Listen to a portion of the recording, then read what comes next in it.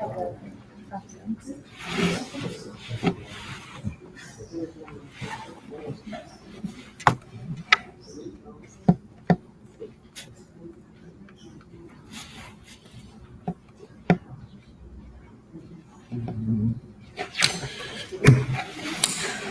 welcome once again to ARTbreak, everyone. So glad to see so many of you showing up.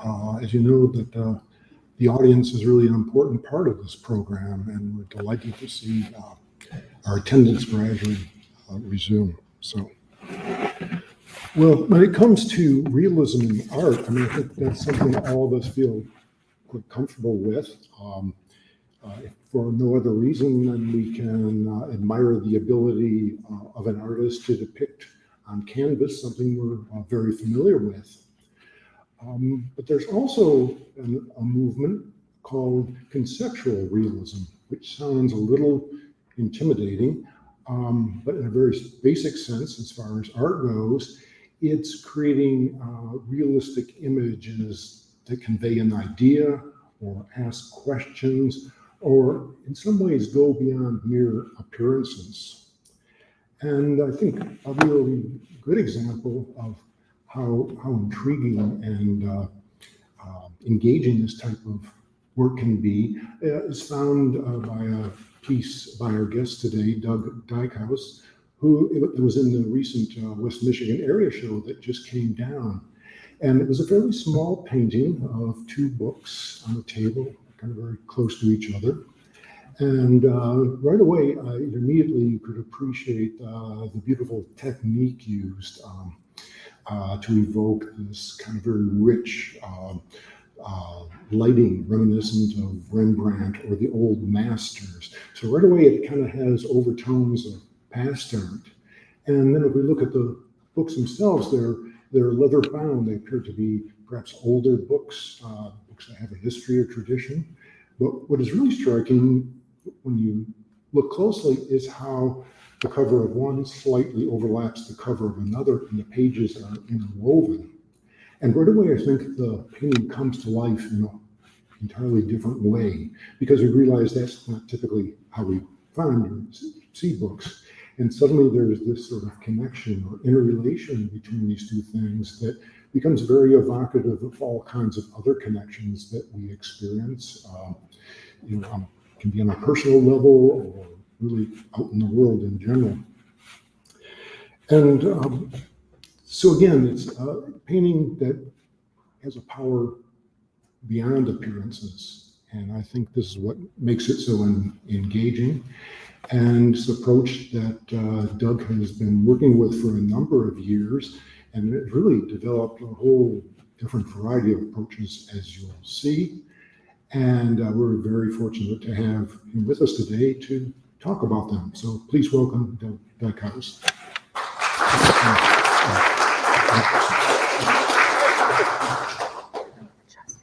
Sure.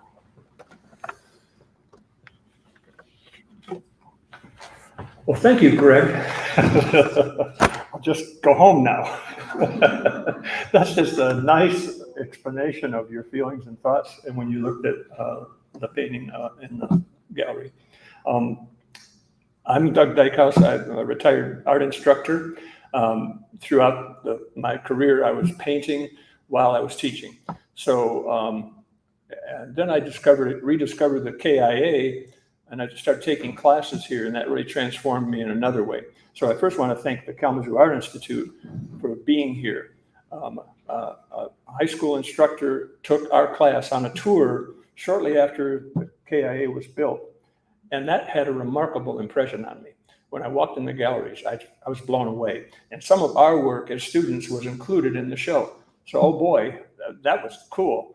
And then over the many years, I kept coming back and saw visiting shows, and I took some classes.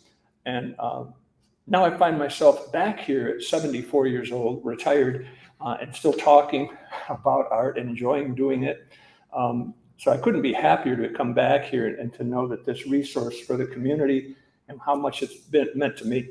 So I did my undergraduate work at Central Michigan University, Western Michigan University, Michigan State, and Albion College. And I didn't get degrees from all of those areas.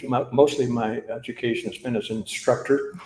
So I utilized that in Van Buren County at a career technical school, and I was teaching commercial art. Now that is a significant piece because commercial art uses commercial techniques, tricks, if you will, to render things accurately.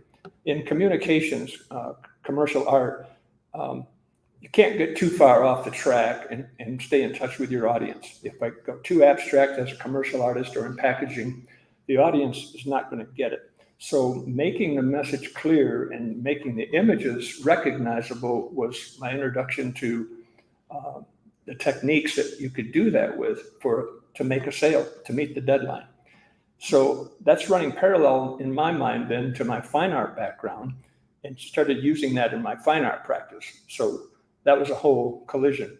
So today what I'm going to show or share is some of my art and some of the background that influenced it. Chiefly, let me back the truck up. In the last week or so, before I prepared this presentation, I was talking with my son, and he said, "Well, Dad, you're kind of a conceptual realist." And I don't think I really knew what that was. I knew I did realism in a natural style, but I did some research on it. And by accident, I stumbled into the philosophy of conceptual realism. And that's where I'm going to start with you today. And then I'll bring it around to the techniques of art. But the concept as a philosophy was quite interesting to me. So let me click through a little bit here. It's a philosophy and an art form. And I don't think I recognized that until my son had identified it.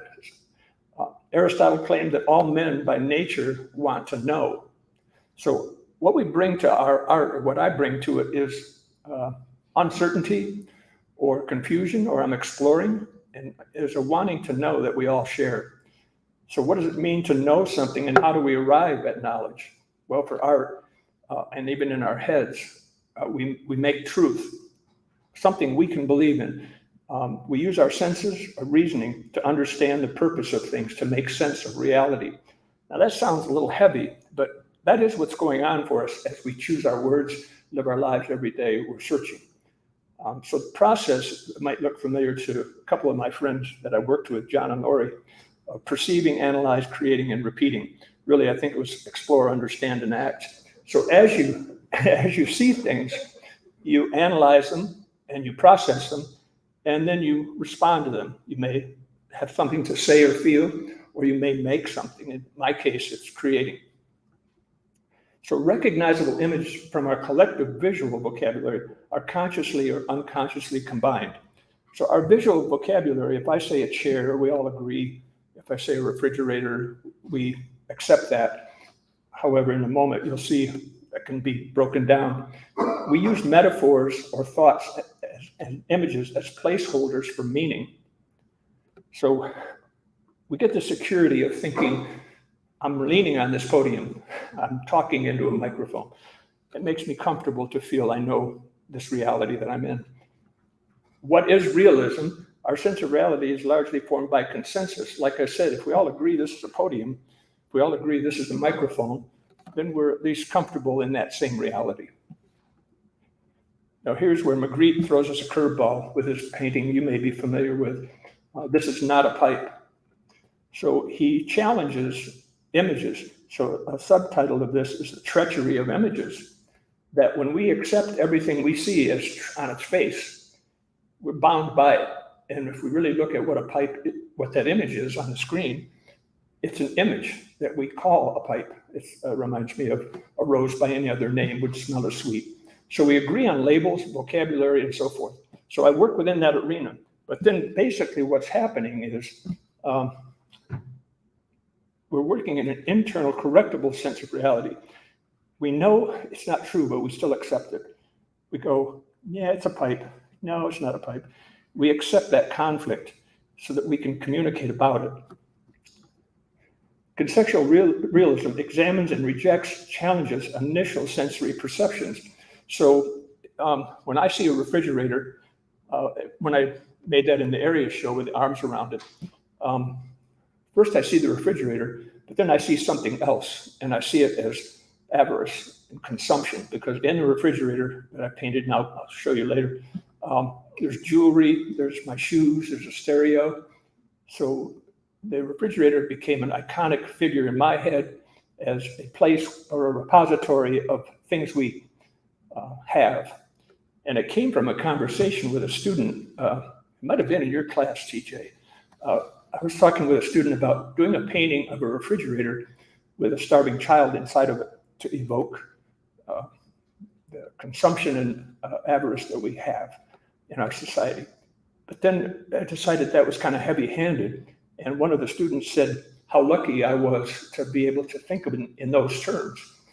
And that's when I went, oh my, he's not in the refrigerator as much as I am with all my possessions. I'm withholding that. They're in the way.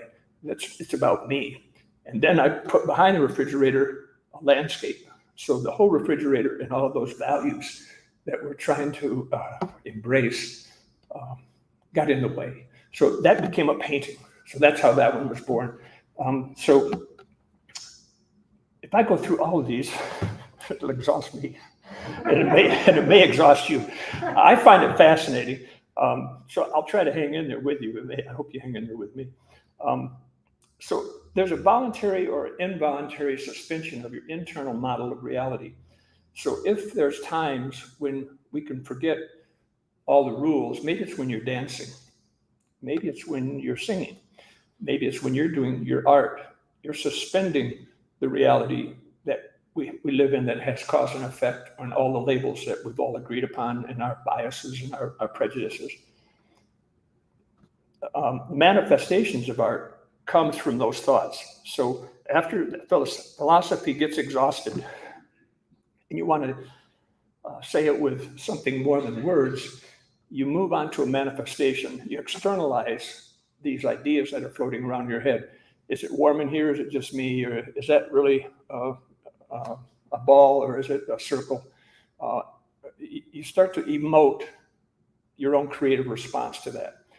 So using realism, I make images that may reveal thoughts or meanings that may be more important to consider rather than the image themselves. And that is what Greg basically said so well at the beginning. We could have stopped at that point. He did it so good, did it so well.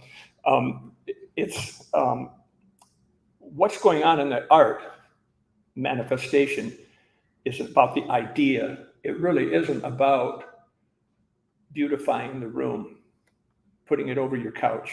And this is a challenge for me, because commercially, are people going to want to hang Nancy getting mad at the technology interrupting fine art and commercial art? Do people want that in their living room? Are they going to decorate with it? And this is a little bit about conceptual art. It's a little bit at odds with art as decoration.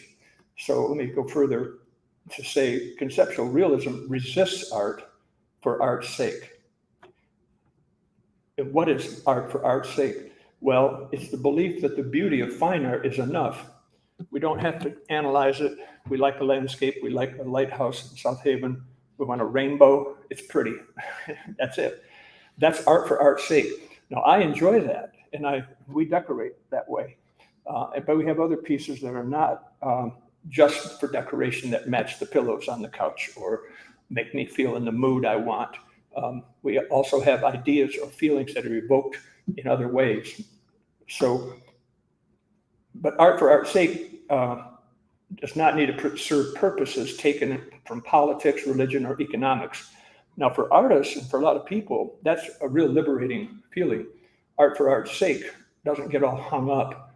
What is it trying to say? What does it mean? So forth. Because what I draw from one of these pictures, so to speak, and what you infer from it are completely different.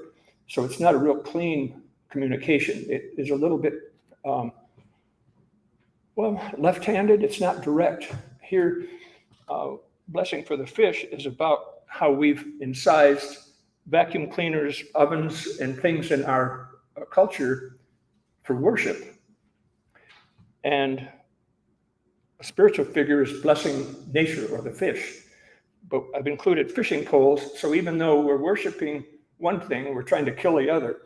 Well, there's a lot going on there, but would I want to stand next to every painting I make to explain it, or do people need that?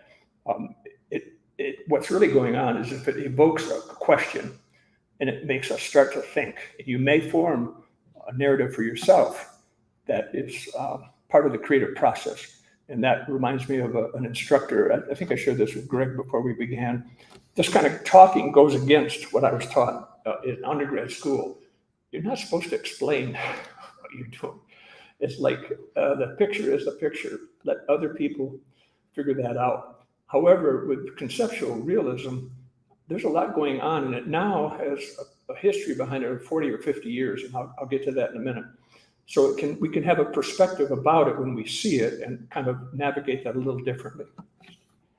One thing that influenced me as a young man, as an adult, was religion. I was raised Dutch Reformed, and I'm recovering from that. One of the ideas, and some of it I still resurrected, so to speak, and brought back those things that work for me. But the concept that a parable is an earthly story with a heavenly meaning. As a child, when I heard those parables, the prodigal son, if you know your Bible, or the 3 talents that were given, that had a huge effect on me. What did we learn from that story? So in some sense, conceptual art are parables. They're visual parables. They have a story. If you can get through it and mine through, and you may find it, the one that was intended by, or that I shared or expressed, but you may find your own as well. So I like that idea that earthly stories may have a heavenly meaning. And that gets at truth. How do we know what is real and what we're making up in our own heads? So looking back first at when it occurred, that was like 40 or 50 years ago, back in the 50s, 60 years ago. After Dadaism and the pipe by, help me out, was it Magritte and others in that area? There's another with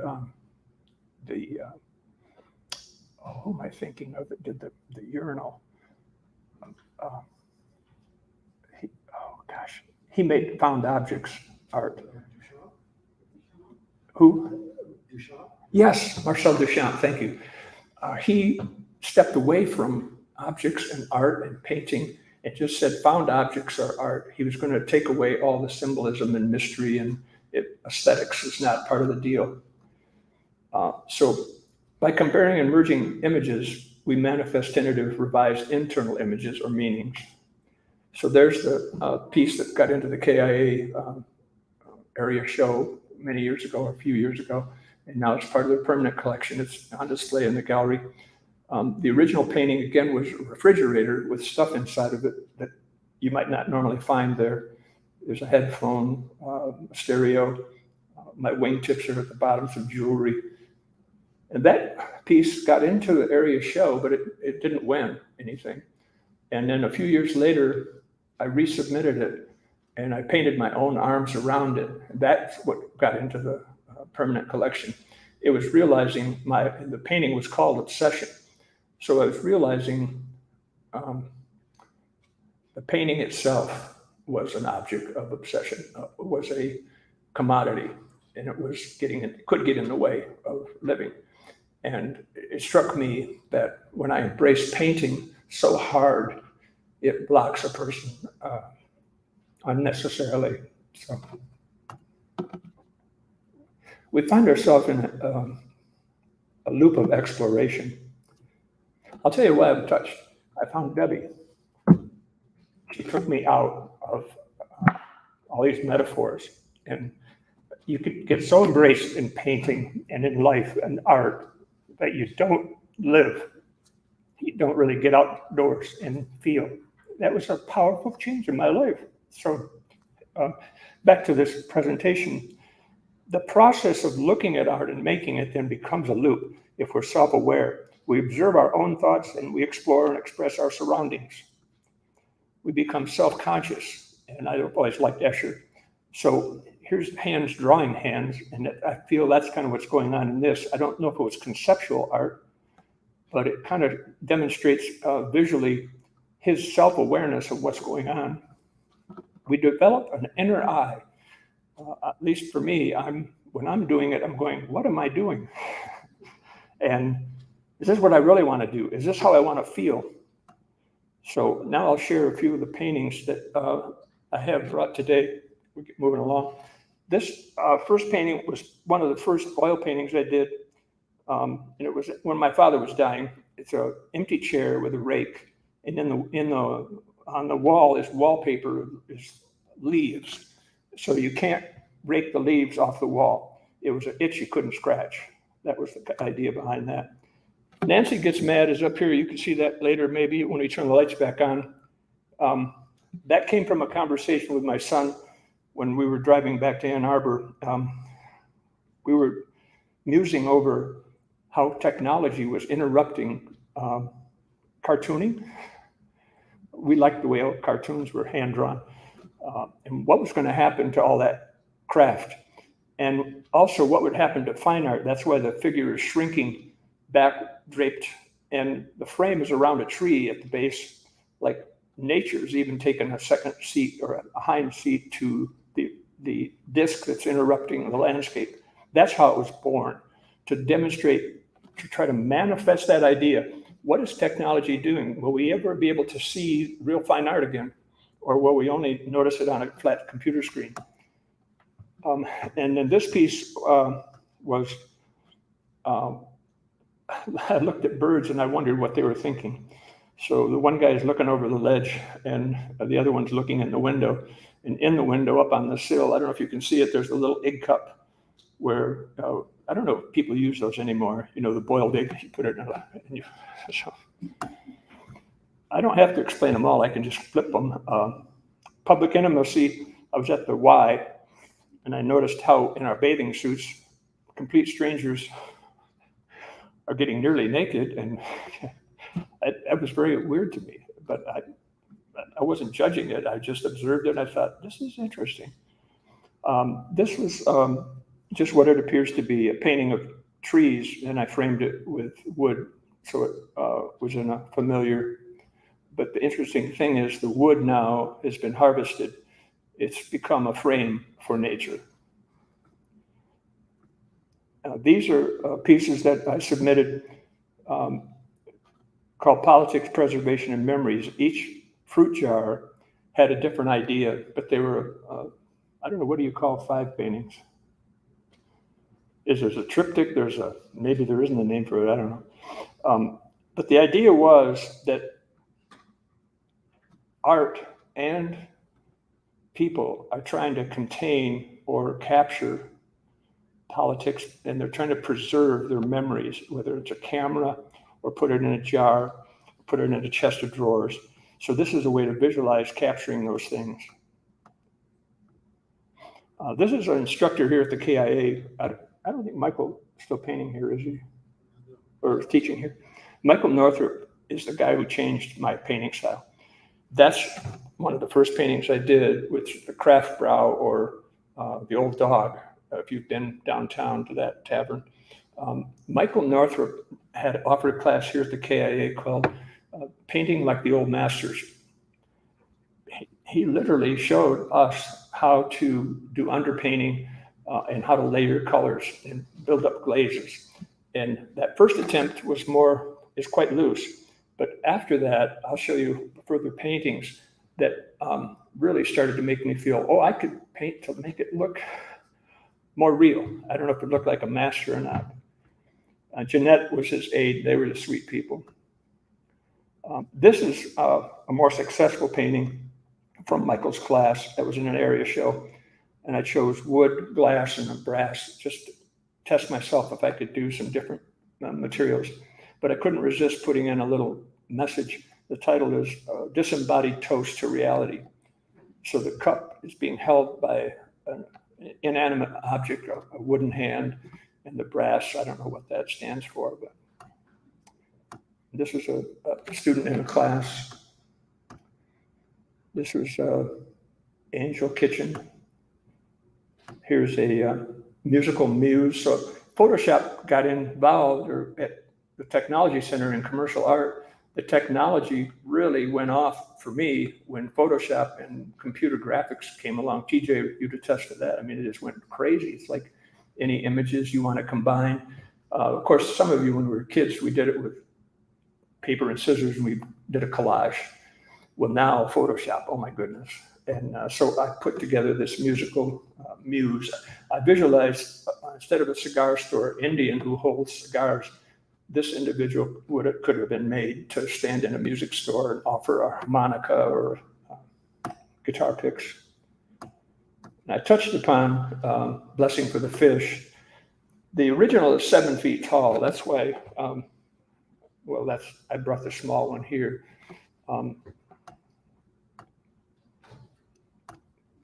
There's Craft Brow. I'm just clipping through now. I'm free. I'm out of the philosophy conceptual. And back to it is really with hanging mice. This is one of the first ones that really got at that issue concept. I was picking up the mice in the lab at the Technology Center because students were stealing the trackballs. Some people call them something else. They're in a mouse and they're trackballs. Kids were taking those to play with, and then we'd have to reorder them. So I'm gathering all the mice.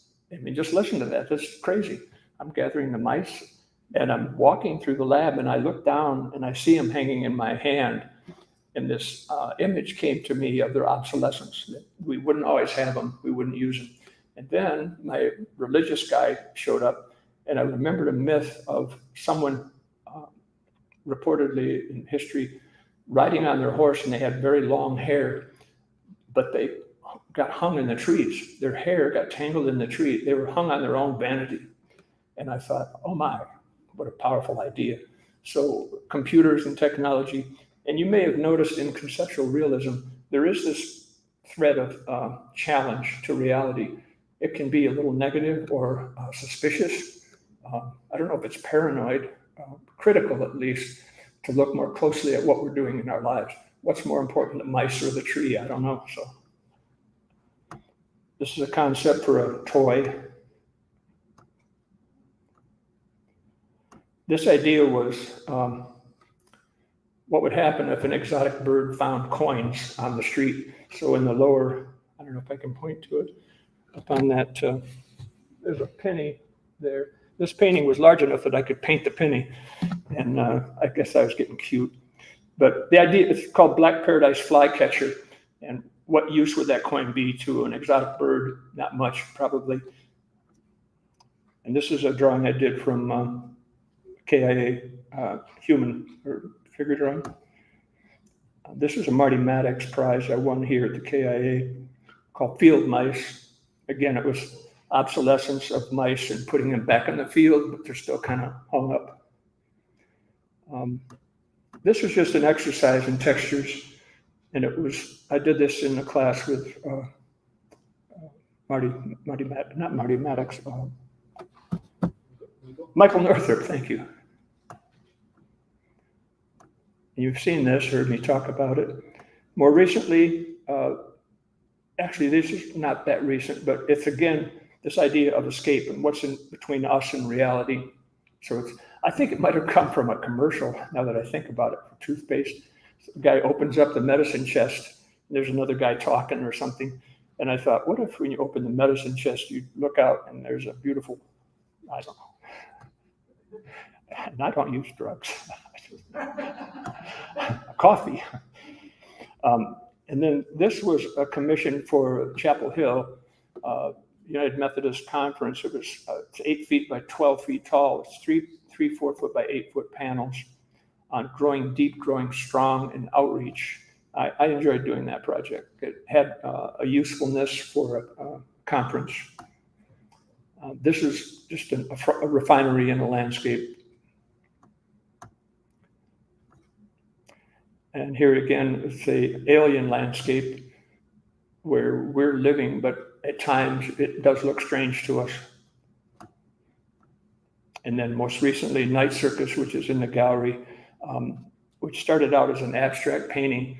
And Debbie introduced me to the book Night Circus. Have any of you read that? You have. That's the best. I love that. So when I read that, then I came back to this painting and I started visualizing a tent in this landscape, even though it's quite abstract and loose. And that's how Night Circus kind of came into this painting. And then the last one is the one that Greg mentioned. And this really came out of our story. That's all I got. So I thank you for coming. Have a wonderful day. You let me ramble.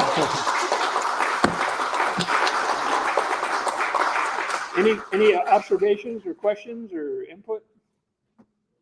Anything goes. I've met some of you informally before we began, and I know some of you are painters, and some of you are writers, and some of you are sculptors and glassmakers and weavers. I don't know how you might relate to some of these ideas of concept art and how you're feeling, or is it just a cathartic hobby? How do some of you feel about your art? How do you feel, ma'am, if I may ask you? I'm going to get right in here. I spoke briefly earlier. How do you feel with your painting? Is it just a relaxing enterprise? Well, I neither paint nor write anymore, but I am a little bit confused about the fact that you think our sense of reality is largely formed by consensus. So explain a little bit about that, please. Well, I had a normal psych instructor in undergrad school, and he got my attention. He pointed out that what is crazy is what everybody agrees. If everybody says somebody is crazy, by definition, they're crazy. So that made me think, if that's true, then how much more of what we're living with is the same way? If we all agree to call thinking on our feet shoes, then that's a consensus. We all put in our vote. If I say get those thingies off, you're going to go, what are you talking about? I leave the language. So we get into a language of consensus for a vocabulary, visual vocabulary. And when I noticed when I was reading about this, it's in my notes there, bibliography and list of resources. What I found in philosophy when they're talking about it, they're talking about the image you have in your mind. They're constantly saying, make a new picture. If you people say, reframe that. They keep using visual references because that's the reality we've all kind of agreed upon. If we step out of that, we're really isolated. Now we're left language, we've left imaging, we've left the way we think. From early childhood, we're shown to a picture and given a word, and that becomes such a strong way of living. It becomes our core sense of reality, our consciousness. Didn't Lily Tomlin say reality is just a collective hunch? Yes, and it's. Oh, I'm sorry. I should repeat. Someone that Lori asked, didn't Lily Tomlin say that reality was just a collective hunch? Exactly. It's a correctable, understood, fallible understanding. It's correctable. It's not immutable. There is no immutable truth is the basis of conceptual reality, realism philosophy. Now, you may not agree with that philosophy, but that's what the philosophy is kind of saying. It's constantly recycling. Is this real? Is this not real? And it's constant. It's always exactly. Thank you. Yeah. So I don't go there a lot in my mind because I think it can be disquieting. It's like you get to sit in a corner, I guess. But when I'm painting, I get an idea. While I'm painting it, there actually is quite a suspension of reality. It's meditative. So I leave. I go to that inner eye. I go to that quiet place where I'm not hamstrung by ideas, concepts, images. I now have narrowed it down to a painting, and it's between my brush and canvas. And in that space, I call it meditative because it's nonverbal. I'm not caught by that idea that this is a pipe. No, maybe it's not. It's like so. What are you thinking, TJ? Got anything for us? Well, I would agree. I haven't been painting that much recently, but when you are doing something creative, you lose your sense of time, and it's just a pure focus. There's not much else like it in life, really. So TJ, I was asked to repeat because the microphone may not pick up what you may share or offer. TJ's agreeing that when he's painting, it's no sense of time and it's meditative. And maybe some people find that actually in their religion or in prayer or in their singing. I don't know what the media or medium might be when you find that space, but that's a curious space. And for me, it was a nice transformation to take it from purely a religious context of parables or prayer to I expanded it somewhat to other ideas. So anybody else have any input or? Yeah.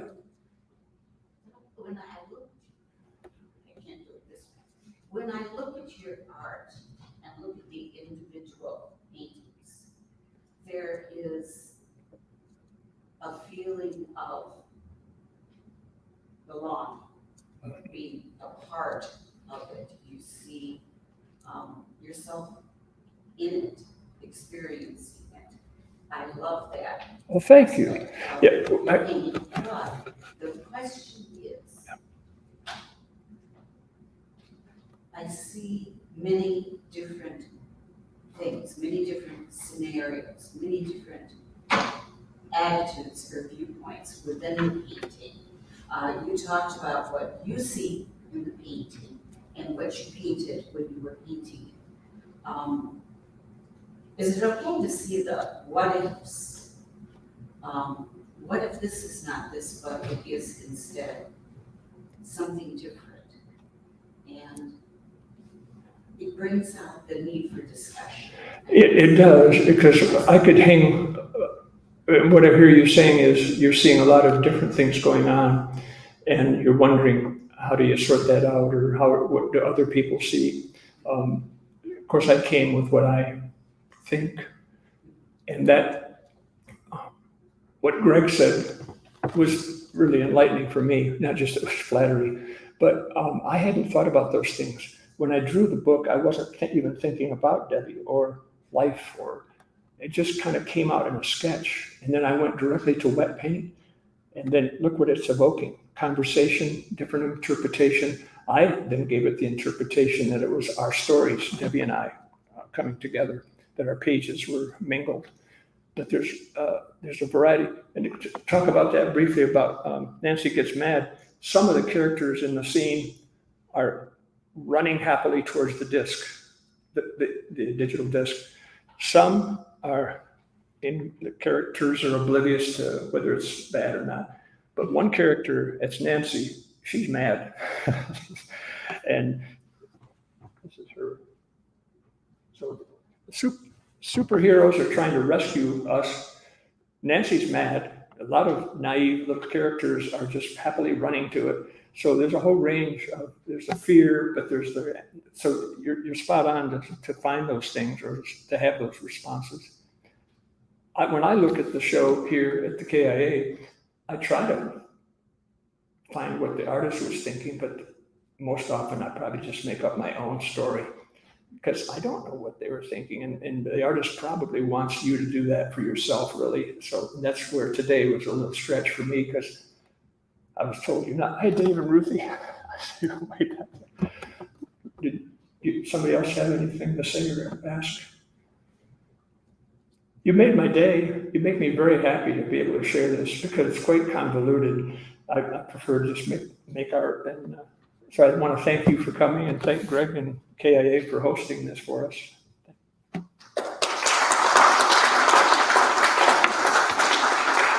You're welcome to come up and take a closer look if you care to, or schmooze with each other.